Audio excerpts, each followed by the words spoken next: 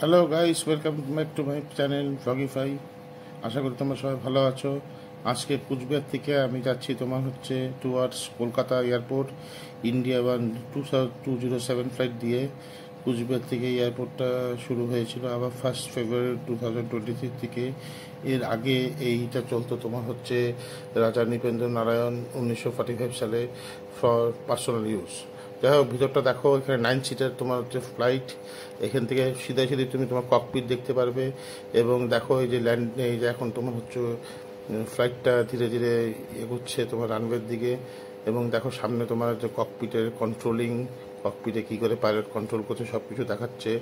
এটা একেবারে রোমাঞ্চক একটা প্লেন, কারণ আমরা এর আগে কখনো প্লেনে বসেছি কিন্তু ককপিট কখনো দেখতে পাইনি অপারেটিং অবস্থায়।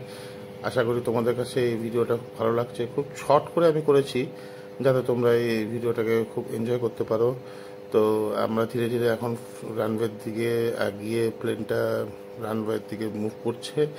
এখন ধীরে ধীরে পিক আপ নিচ্ছে। এই দেখো, রানওয়ে থেকে পিক আপ নিতে গিয়ে তোমার হচ্ছে ককপিটের সামনেরটা দেখাচ্ছি তোমাদেরকে গাইস।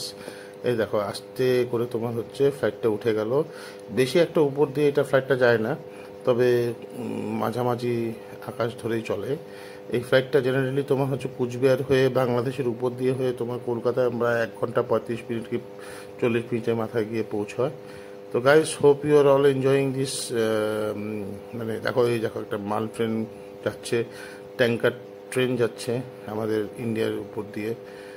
তো ফ্লাইটটা ভালোই মুভ করছে, খুবই সুন্দর। চলো গাইস, লাইক করো, সাবস্ক্রাইব করো, সবার সাথে এনজয় করে শেয়ার করো। বাই।